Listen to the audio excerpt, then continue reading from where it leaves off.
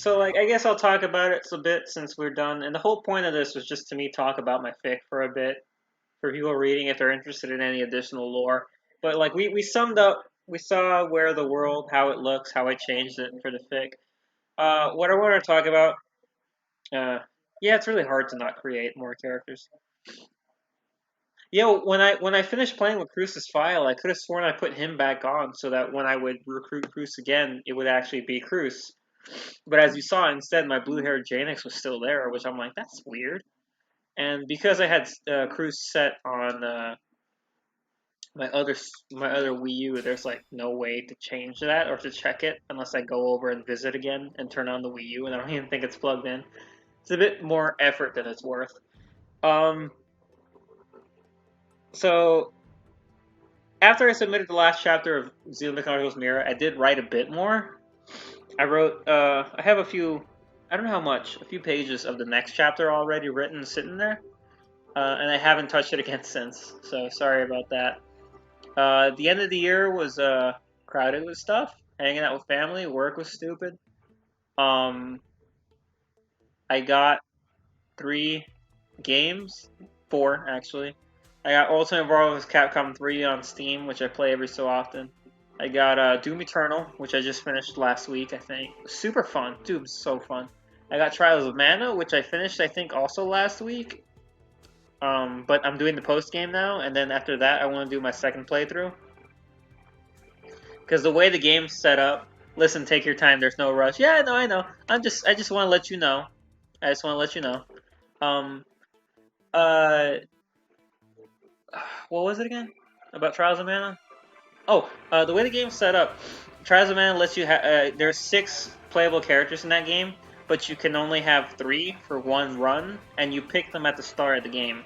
So the other 3 still appear in the game, and you still talk to them and interact with them, but they won't join your party. So I played through the game once with 3 characters. It was a Duran, Hawkeye, and Angela, and I need to play it again with the other 3, which are Reese, Kevin, and I forget the little girl's name. So yeah, so I have that second playthrough to do once I finish the first one completely, the post game. I'm almost done with the post game. I think I just need to go to dungeon and beat the bonus boss. And then the biggest crime is Persona 5 Royal. I got Persona 5 Royal on PS4, and I'm 60 hours into it. Still going. It's still going. Persona 4 Golden on Switch, on Steam, I mean. I have 100 hours in that when I finally beat it. And I didn't even complete it. Barely. So, oh hey, the percentage changed from 60 to 59. Well, that's ominous. So, Persona 5 is a blast, though. I'm really liking it. It's interesting jumping into a game. I don't know if anyone's ever had this, probably more people have had this experience, where you hear so much about a game from so many people, like so much positive, so much negative, just so much everything. And then when you beat the game, or when you start playing the game yourself, those opinions that you heard online start worming their way into the game as you're playing it. So people say, oh, this character sucks, like so much, and you finally meet the character, and all you could think about was, well, everyone on the internet said he sucks, so maybe he does, and then it just kind of paints your impression of the character. It's really unfortunate. So I've been trying to avoid that with Persona. Every time a character does something, I'm like, well, let's wait and see what happens to see if that was justified or not in terms of the outcry or not. Because Persona 5 in general, I feel, has gotten a ridiculous rap online, and I'm not sure why it has it.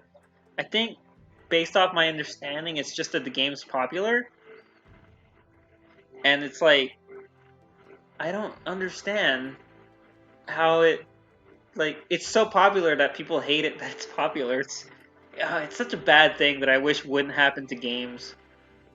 It's really weird. Because I've been playing Persona 5, and I played Persona 4 first, and I really enjoyed it. And so playing Persona 5 is like, it's more of that, you know? Like, playing the game feels a lot like Persona 4, and I enjoyed both of them very much. There's some things in Persona 5 that I like more than 4 from a gameplay loop perspective that I think are handled much better. Um, there's more time available to do stuff, basically. I don't feel as pressured to sacrifice certain things for other things. And I think that was just might be because Persona 4 taught me what I shouldn't do, and so now going to 5, I'm like, well, let's not do that mistake again. Let's do this instead, and it's turning out better. So that experience probably helped me big time. So I've been enjoying Persona 5 big time, really far into it. And let me see what you said here. Listen, yeah, Berseria might take me a while now that the semester's up and running, but most important, Laphicet, you adorable bean. Laphicet is such a good bean. Yeah, Berseria is fucking amazing. I really want to play it again. Like, I'm not even, like, no spoilers, I just really liked it. Like, it was a really fantastic game because it was very different from, I think it's probably the most unique Tales game I've ever played. Just in the way that it told its story and in its characters, I feel. Like, I don't want to give it too much, like, undue praise or whatever, or like make it sound like, oh, it's revolutionary in every single way or anything like that. I just thought from a personal perspective, it was like the best Tales game I've played since Tales of the Abyss, which says something because Tales of the Abyss is my favorite Tales of game. I played Symphonia, I played Abyss, Vesperia, Zestiria, Berseria, a little bit of Fantasia, and a little bit of Radiant Mythology, and out of all of them, Berseria is the only one that I came out the other side looking like, Abyss is still my favorite, right? That was like what I thought after I beat the game.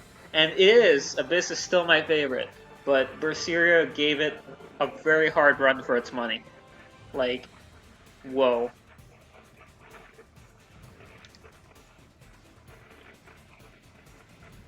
Like, it was just that good, in my opinion.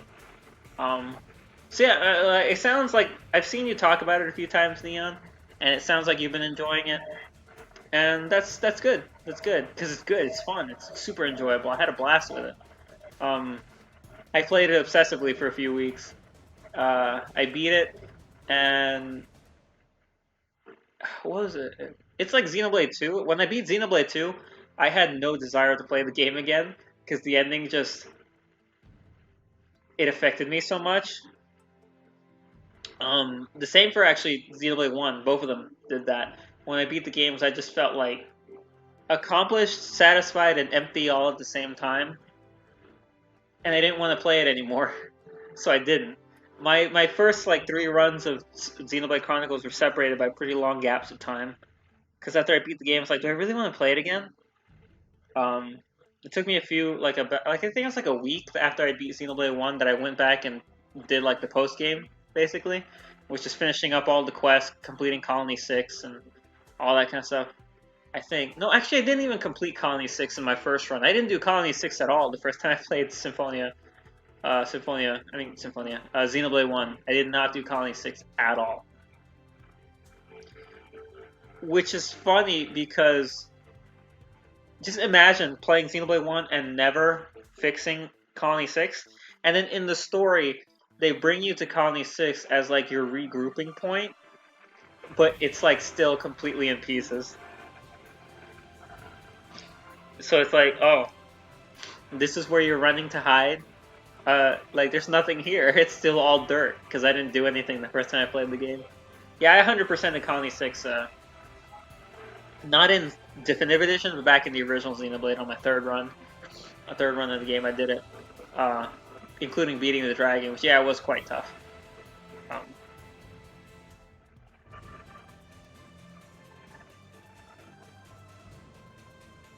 Wow.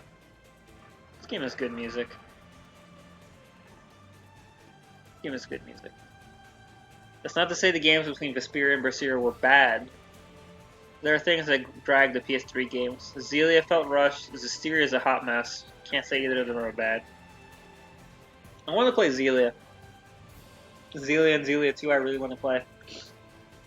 And as for Zestiria, yeah. I mean, if anyone saw, I replayed all of Zestiria on stream to give my opinions for the game in real time as I was going through it. And when I finished the game, again, a second time, my overall opinion on it was less negative than when I first played it. But I still wasn't impressed. I felt like Zestiria had a lot of good work, like good ideas put into it, but I don't think it used them very well.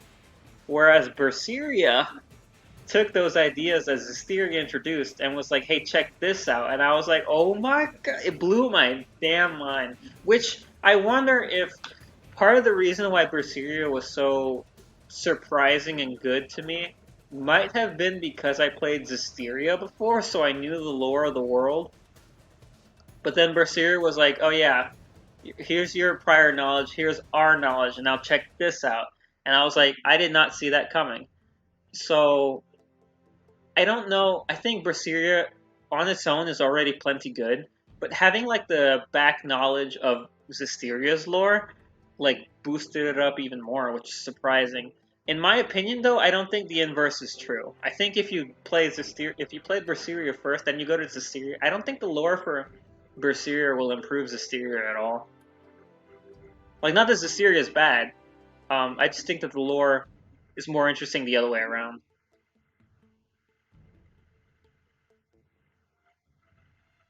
Wow, that's awesome.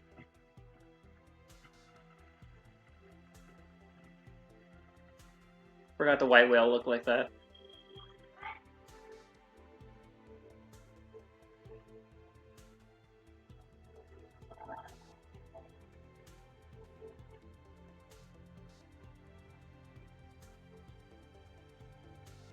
Yeah, I wrote a lot about the white whale. Those like 10 something chapters that took place on the white whale while I was traveling. Very interesting to write, and I realized I wish I had done more for on the white whale, like explored more of the area. But I excuse that it's so big that they shouldn't need people running to all the areas. They should have dedicated crew members and dedicated squads at different segments of the white whale. So for us, because we're following Elma, and since she's important, she's at the head of the white whale. So everyone else of import is at the head. So Cruz works on the development team that's at the front quadrant of the white whale, and the other technicians are in the back. So when I mention them, they are. It's always from different quadrants. That's why I had that one chapter where Cruz went to a different quadrant to hang out with what's her name, his wife, Harriet, Harriet Sinclair. She works at a different quadrant, so he went over there to hang out with her. And that's also where the Laras are, Lara Mar and Lara Nara, where they were throwing a potty at a different quadrant. So that's how I divided up the white whale in my fic. And I kind of wish I did explore more of the other areas, but although I will say, now that I think about it, looking at the white whale the way that we saw it there, my interpretation of the white whale was incorrect.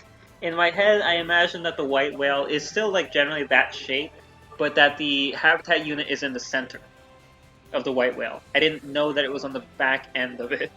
Because now, all of a sudden, as if you remember, the main characters, in addition to talking in the bridge area and control up front, um, it's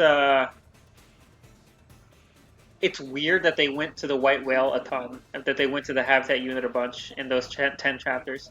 And as you can see, the habitat unit is as far away from the control room as it could possibly be. The only other thing I could argue is that, well, the control room's in the center of the ship then, but then that makes even less sense since they need to. Whatever, we'll just pretend that they took trolleys back and forth, or that there's some, because I think I mentioned like high speed conveyor belts that connect the farther parts of the ship.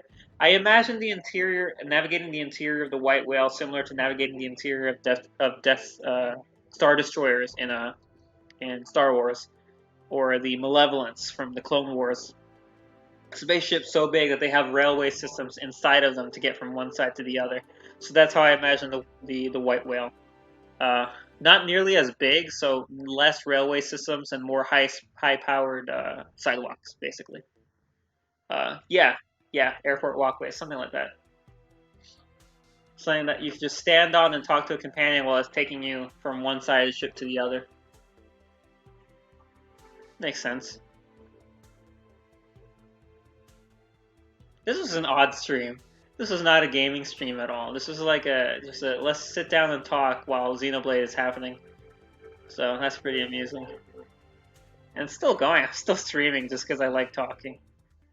I'll probably divide this up into two chunks, be the game stream and then the afterthought nonsense. I don't know.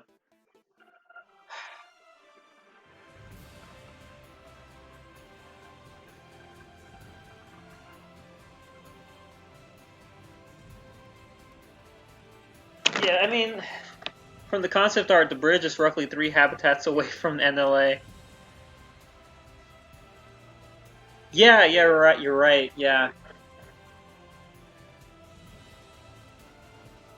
yeah, yeah. It's pretty big. It's pretty big. So maybe some things don't make sense, and maybe I could have put more time into understanding certain things, but or portraying certain things. But I think I'm fine.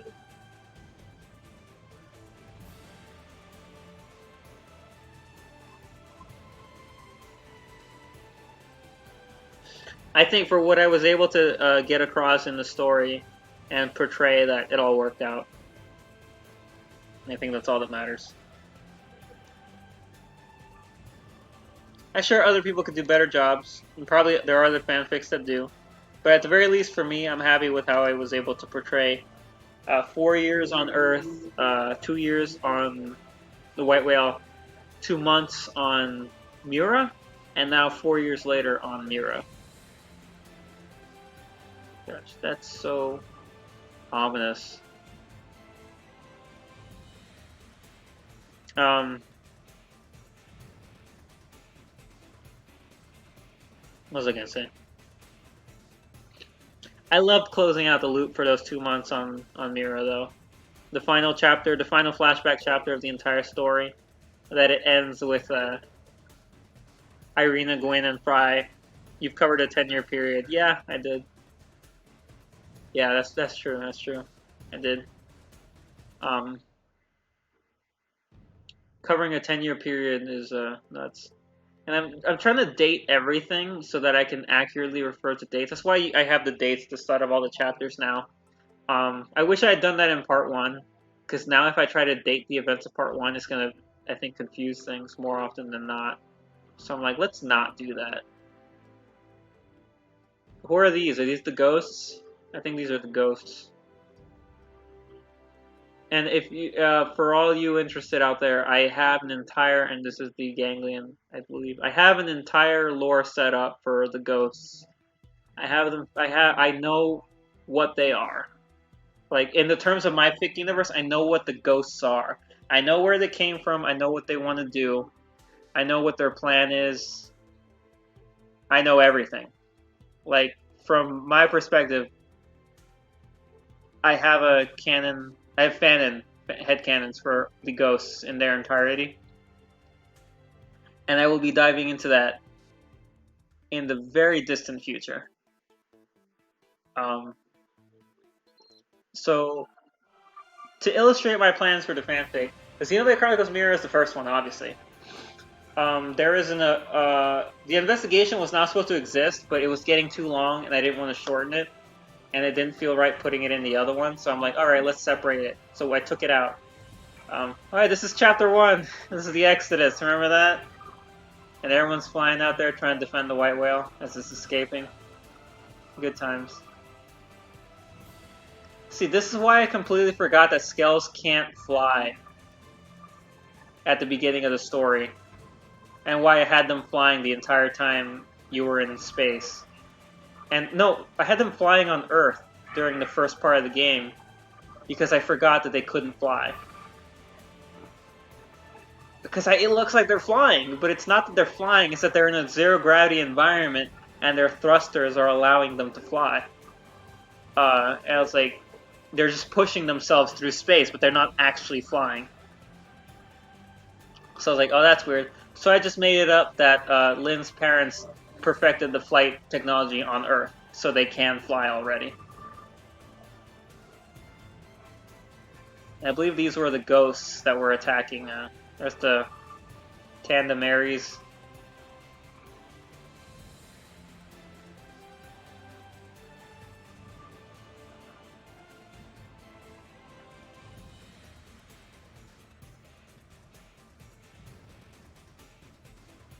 Yeah, and then the white whale's ultimate weapon was this gigantic gun that it has on its hull, called the Noah cannon, because of course it is.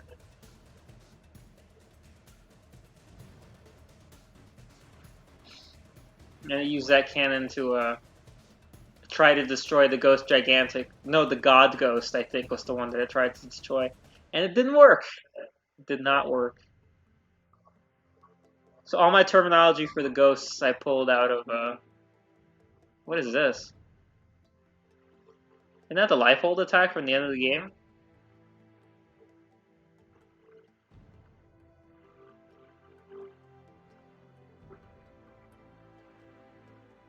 This is always here?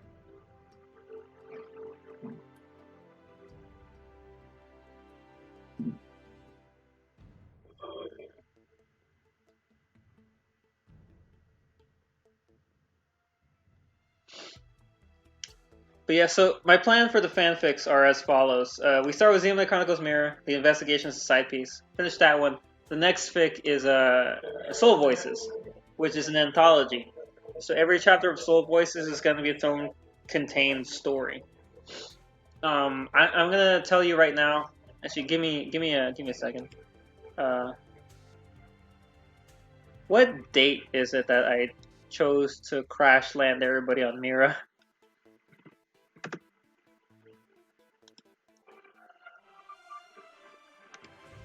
I'm gonna look right now.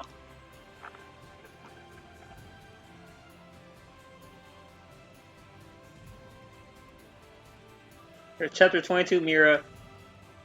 I think. No, chapter 23 after. July 27th, 2056.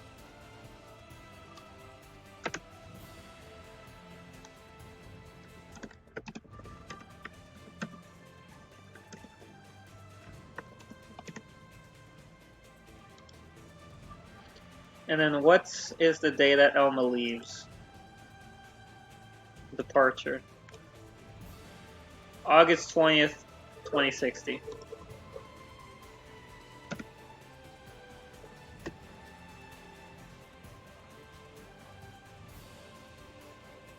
Alright, so between the day that humanity lands on Mira and the day that Elma leaves NLA to go find Janix, 1,485 days pass. Chapter 1 of Soul Voices is called Day 1485, and it takes place hours after Elma leaves Mira. So we're going to follow Cruz and Gwyn, Irina, everybody she left behind as they adapt to her being gone, and as an alert goes out, as there's a need for a mission, immediately as soon as she left the place. And so it's going to be a small contained mission, not a big thing, but it's something that they're all called on to work together because they're there and they're the best of the best, so they can do it. And so it's just going to be an introduction to how the characters now, after having Elma there with them, respond to situations without her. So I just thought that was a good way to start Soul Voices, by just jumping into the very same day that she leaves, but from the perspective of everyone she's leaving behind. So, not a spoiler, but I wanted to give a little preview for Soul Voices and how it's going to go. And of course, we have a bunch of chapters. We have a chapter for Mavis, a chapter for Alicia, a chapter for Shun, a chapter for Senti, a chapter for Penta, a chapter for Shula, a chapter for Flame. All of which are decided by their owners, of course. Everybody's given me ideas to run with for one chapter.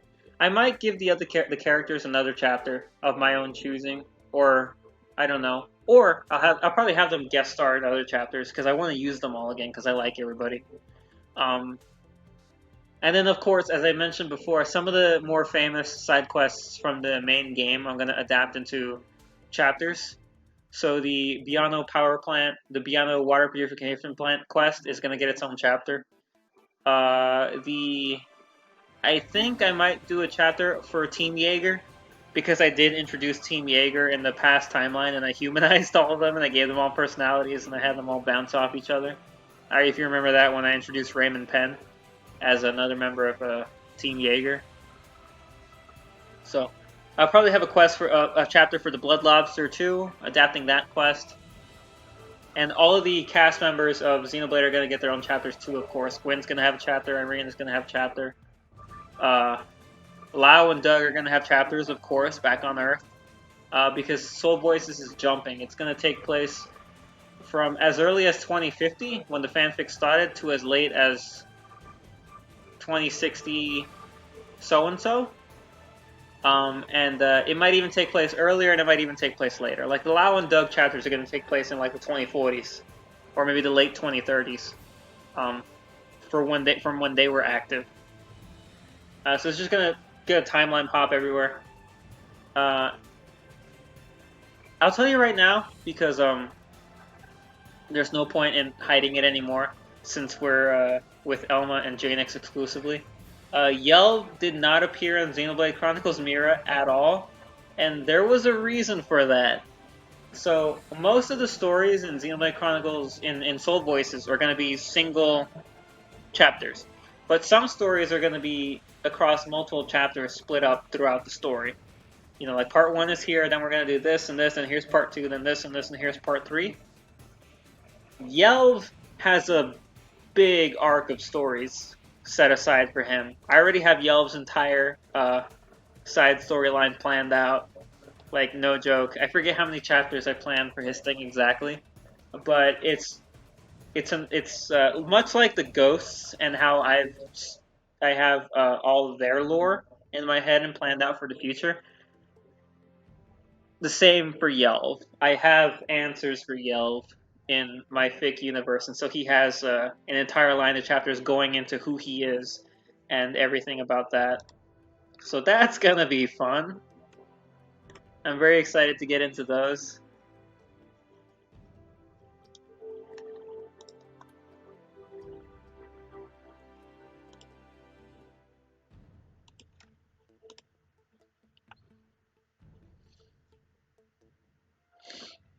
And yeah, exploring Yelv is gonna be interesting. Because I mean, he hasn't been in Xenoblade Chronicles Mira at all. I haven't even referenced him. Because I wanted to keep the stuff about him quiet until I think it's time to dive into it. I don't want to tempt myself with accidentally giving too much information early. So all I'll say is that I'm looking forward to writing him, because he's one of the ones that I've written the least for. Even in the original line of fics, I didn't write a lot of Yellow. So I'm looking forward to getting into him.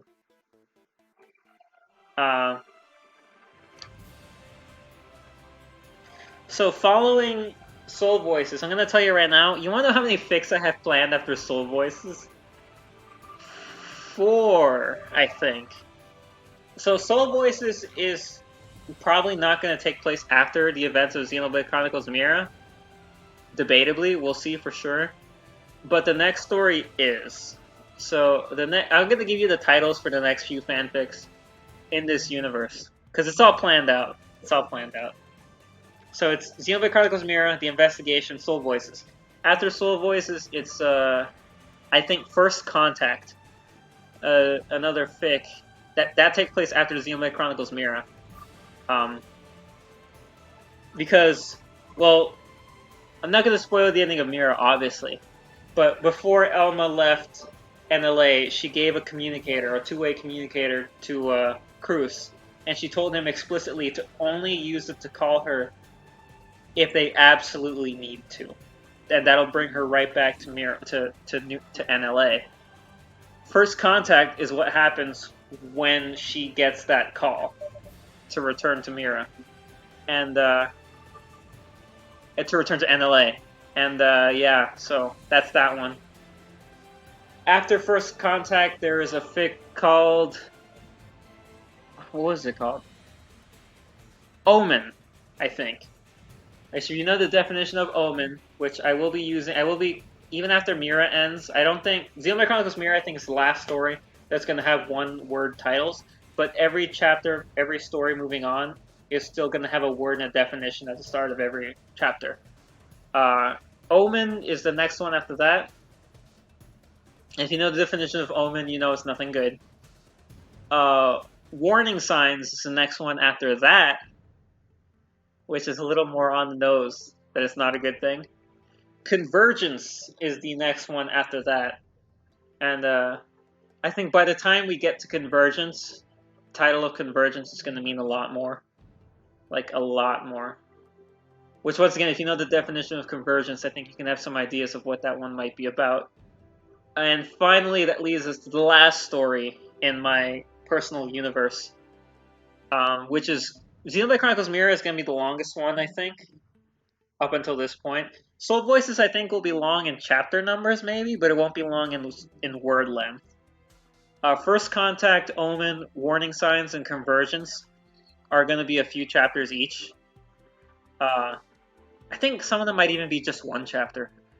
But then the final story in the entire continuity is called Xenoblade Chronicles Ghosts. And it will be the one that finally gives all the answers. That's the one that's going to dive into the ghosts, explaining their role in everything, and being the entire final conflict of this universe. And that one's going to be big. Probably Xenoblade Chronicles Mira length, if anything. Because everything that I think about how I want to pull ghosts off, which is really difficult in my brain, there's still certain elements of Xenoblade Chronicles Ghosts that aren't connecting as well as I would like them to. But it's the final one. It's going to be presenting the final conflict for my stories. It's going to be ultimate climax ending. So it's going to be like the end game of my fics. When that one wraps up, it's the end of all of them, and then I will be satisfied with having written everything. And I will no longer, I'm like, I don't need to write anything for Xenoblade Chronicles X anymore, because that's the final one. It is big. It is a big thing. Luckily, as I've said, Mira and Ghosts are the big fix. Everything in the middle is going to be relatively well-sized. But like not bite-sized, but convenient. The investigation. I think all the other stories, Omen, Warning Signs, Convergence, and First Contact, I think length for them will be a lot closer to the investigation, which wasn't that long. Ghosts and Mira are the only ones that are going to be massive. And the only reason Soul Voices is big but not unwieldy is specifically because every chapter is a concentrated thing. So they're not, and I mean, you know that sometimes my chapters can get up to like 20,000 words. And I don't think there's anything in my plans of Soul Voices that a chapter would need to be that long. If it happens, it happens, but I don't think that's going to happen, being completely honest with you.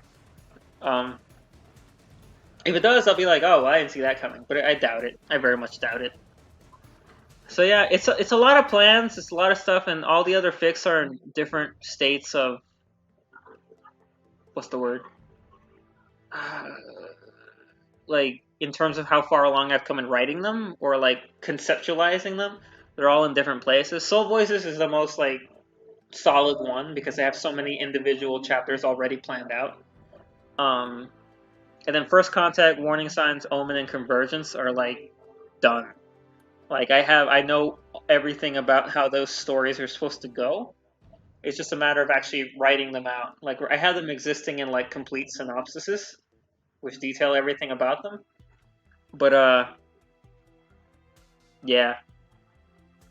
And then Ghost is in a very skeletal format where I'm like, well, this is how the story starts, and here's all these big events, and here's the ending. And now I just need to connect all the big events to happen in Ghosts.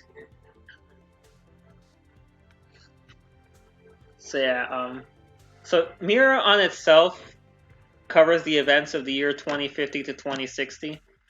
By the time we get to Xenoblade Chronicles Ghosts, we're going to be covering like 2050 to, I don't know.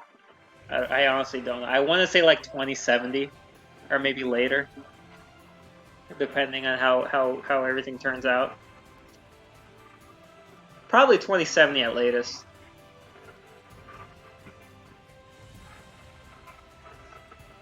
But it's also cool because I don't have to worry about the characters growing old because they're all in robot bodies. So it makes perfect sense that like Gwyn in Xenoblade Chronicles Mira and Gwyn in Xenoblade Chronicles Ghosts still the same. The only difference is oh, it is. I know it is. I know people probably. I know that if anyone's listening who's interested in my fix, who's worried because of my inability to finish other fanfics, I'm gonna remind everyone right now that I've written the last 2 chapters of Xenoblade Chronicles Mira. The final 2 chapters for Mira have already been written.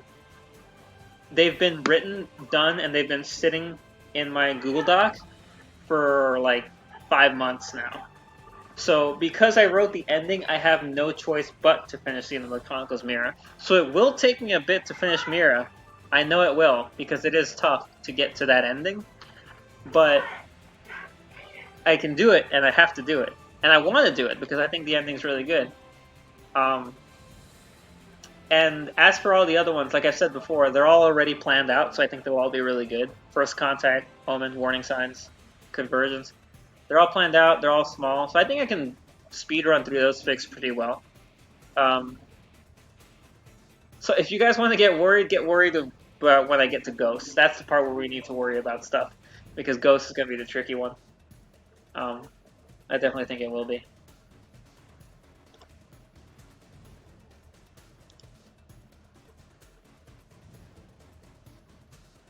I mean, I hope you're looking forward to it. Like, and I hope people. Here's my one worry though. Here's my biggest worry about this thing, because I know that I'm not the fastest with writing. I wish I was, but like I hit these stupid roadblocks and I can't get past them. My biggest worry is that while I'm writing all these stories, Monolith Soft's like, "Hey, here's Xenoblade Chronicles X2," and it either like confirms parts of my ideas, you know, or it completely retcons everything that I've set up and makes it so that everything I have is wrong.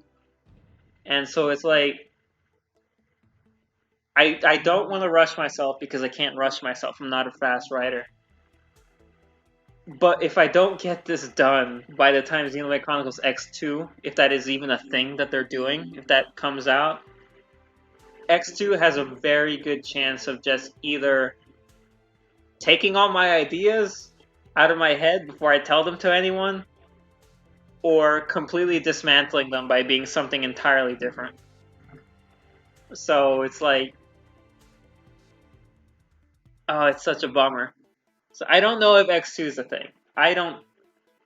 No one does. Yeah, yeah. I mean, part of me is like, I hope it's not a thing, just so that it doesn't throw my fic plans into disarray. But I know how much some people want it, so I'm not gonna say that. I'm just gonna say that it's. If it does happen, it'll be kind of a wild thing. I mean, but honestly, yeah. Honestly, if X2 does happen, and if they do things that I had in my head, I'll be like, huh, cool. You know? Of course, the issue then becomes I can't go on Twitter and be like, I called it, because I didn't tell anyone. I think the only person I've ever told spoilers to is Pete. And he's kept it, like, locked up tight. I don't think he's told anyone what I've told him, because I've told him about what happens in First Contact. I've told him what happens in Convergence. And I'm like, I'm never going to tell anyone what happens in those stories, because holy hell, I can't give that away. Which sucks, because I really, really want to talk about it, but I can't. Because I don't want to give it away. So, yeah, I mean, it'll be interesting, for sure. If, like, something happens in X2 and it's like, oh, like 2 years ago I wrote a story about that. I think that'd be pretty awesome.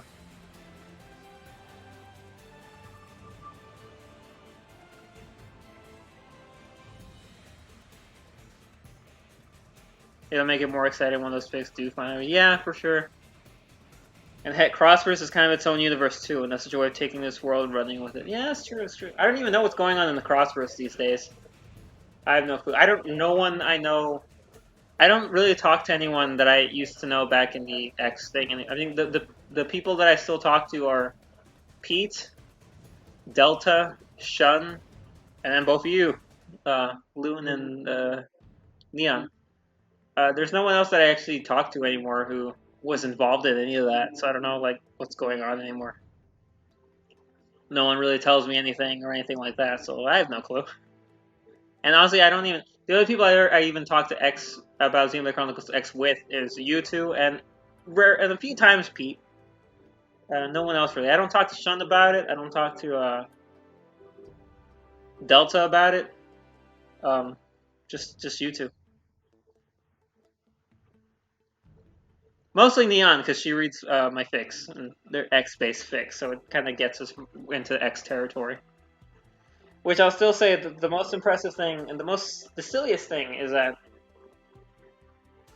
like, when you word it out and you actually talk about it out loud, you realize how silly it is. Me writing hundreds of thousands of words for this universe, because it's like, all right, so I'm writing a fanfic. That's one degree of separation right there, because not everyone reads fanfic. I'm writing a Xenoblade fanfic. That's another degree of separation, because uh, Xenoblade is not exactly mainstream. I mean, I know I'm not. No hipster talk here. I'm just saying it's not like a gigantic thing. Admittedly, Xenoblade 2 definitely blew it up, and Xenoblade 1 Definitive hopefully brought more people in. But Xenoblade still isn't massive compared to most other Nintendo things, and that's fine. Xenoblade X, though, within Xenoblade, which is already somewhat niche, Xenoblade X is a niche within a niche. Because it's like the black sheep of the three of them. So I'm writing a fic for Xenoblade X, which is another degree of separation. And then my fic is an AU, which is another degree of separation. And then this AU is populated mostly by OCs who direct half the action, with the main cast directing the other half. So that's another degree of separation. So, like, the audience for this line of fics is very small because it's very specific. Yeah, it's a Xenoblade X fic, an AU with OCs. So yeah, I'm not surprised that there aren't people banging down my door to read the story. You know, I've accepted that it's not going to be a big, giant thing, and that's okay. I have a few dedicated people who really like, who like it and who read it, and that's all I really need. I have Neon giving me her thoughts every chapter. I had Rex for most of part one. Full disclosure, I don't know where he is. Like, he's still active on Twitter. I see him doing stuff. He's playing a lot of games, talking to a lot of people. Seems like a happy guy. I don't know if he's reading, if he's still reading it, and he just hasn't, and he's just decided not to comment on it anymore, which is fine. I had an issue back in Skells and Love days where he would put a comment, and then his comments would influence my chapters, and I would rewrite them around his comments, which was a pretty bad issue. So I think that maybe that was one reason. Maybe he stopped reviewing. He was worried the same thing would happen to Xenoblade Chronicles Mira, and he didn't want to have any influence on it, which I understand. But that's just me speaking for him. I don't know if maybe he just doesn't have the time to read it or whatnot, or if he lost interest. I don't know. Because he stopped reading right before Starfall, so he didn't read Starfall. The last thing he read was chapter 19, which was right before Starfall. So, oh boy. Oh boy. Okay. So, that was fun running around the world for a few hours. Yeah, where everything bad happens. Well, nothing bad happens. Yeah, he read Starfall. He read the last one he read was the last of the flashback chapters, where it fast forwards to the Exodus, which means the next chapter would have been Together, and then Starfall, and then Part 2. So he never got that far.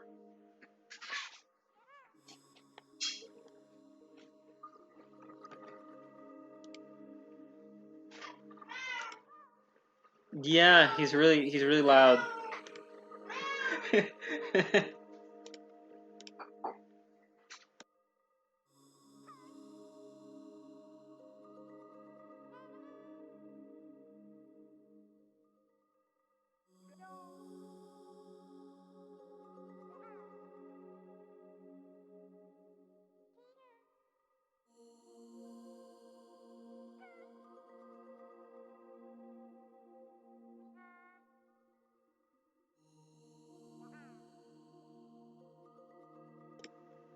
Yeah, that was Cat getting fed. How did you know he was? Oh, never mind. I thought you were. That is not Hubert's voice. Does Hubert sound different? Yeah, no, that was Bastion. He was getting fed and he was being very, very needy. And now he's eating and he's happy. It's all good. Gosh, I didn't expect him to be that loud. That you all could actually hear him.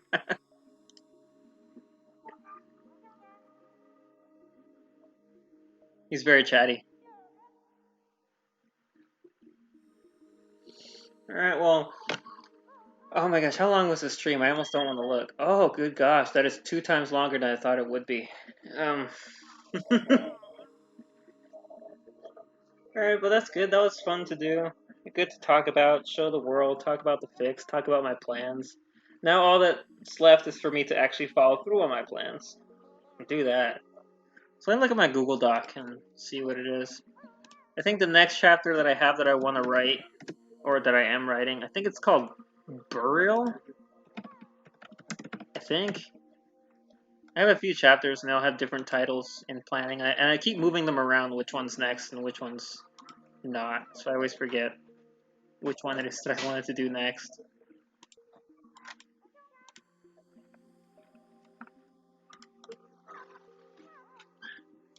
Uh,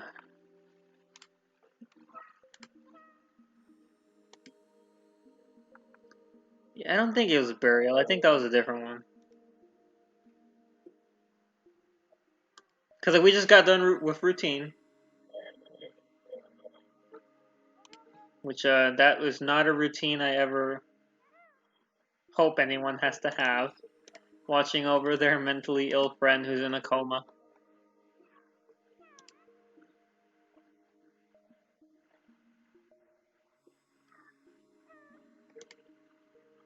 So I have four chapter titles.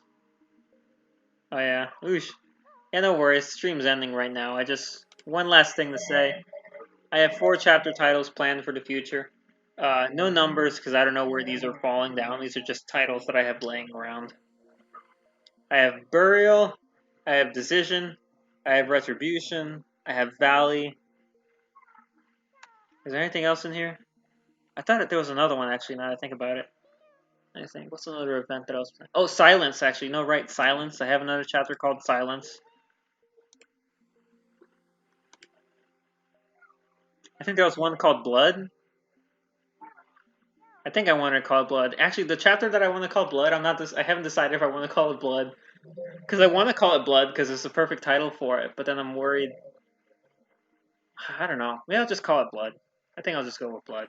I don't know when the chapter is going to happen. I don't know when Silence is going to happen, but I know everything that happens in the chapter called Silence. I just don't know where I'm going to wind up putting it.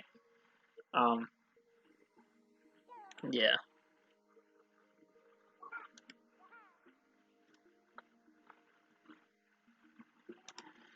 So, and if you're like, hey, what inspired you to write one-word chapter titles and include their definitions and as part of like the experience? Because the definitions of the words are very important. And the reason for that, 2 things. Uh, 2 shows that I watched do that, where their episode titles are one word. And it just feels a lot more impactful to be something. There's something impactful about it being simple, one word, you know. And that was Power Rangers SPD. Every episode of that show was one word. The first episode was called Beginnings. The last episode was called Endings. And everything in between. This Power Rangers SPD is really good. If there was a season of Power Rangers that I'd recommend someone to watch, even if you don't like, if you've never seen Power Rangers, it's SPD. I think SPD is really good. And second to that would be RPM. And Kamen Rider Kuga, where every single episode was 1 or 2 kanji, I think, 2 Japanese letters. I forget which ones they actually were. I'm not familiar. Could be katakana for all I know. But it's 2 symbols which translate to one word in English. With the exception, of course, there's a episode of Kuga called Seiryu, which is one word in Japan, but for us that translates to Blue Dragon or Azure Dragon, I think. So it comes out as 2 words, but it is one in line with everything else. And once again, the other thing that really gave meaning to the one-word titles is that the semi-final episode of Kuga is called Kuga, named after the writer, and the final episode of Kuga is Yusuke, which is named after the character. So just stuff like that, I thought was really cool. So that kind of stuck with me, and that's one reason why I've liked doing one-word titles. Uh, Skulls and Love used one-word titles. My Code Vein fanfic Bloodlust uses one-word titles, and Xenoblade Chronicles Mira uses one-word titles. Uh, though, as I've said from this point on, that won't be like a rigid rule anymore. Like after Mira, anyway. And for sure, Xenoblade Chronicles Ghost is not going to have one-word titles, but I'm still going to include individual words and definitions in each of the chapters as well for the theme of the chapter, basically. And that's it. I've talked way too much about my fanfic, but I had a blast. I'm glad you guys are listening, and I hope you got something interested out of it, and that you're looking forward to the future of Fix and all that stuff. I hope I can don't disappoint because I'm really looking forward to writing it. I'm excited to write it. I'm excited to share it, and yeah, it is 6 o'clock. I'm glad I ate before the stream because I'm not really all that hungry. So after this, I'm gonna turn off the Wii. I'm gonna go play Persona I'm gonna play Persona until 2 in the morning, and then I'm gonna pass out. So that's my plans for today. I hope you all have good plans for today, even if it's school or work or whatever. I hope you all do well. Thanks for listening. I definitely want to stream again. I don't know what I'll stream, but we'll see. Yeah. Have fun with your days. Have a good time. Eat well. Sleep well. Stay warm. It's kind of cold over here. And just have great days. See y'all when I can. Until next time. Hasta.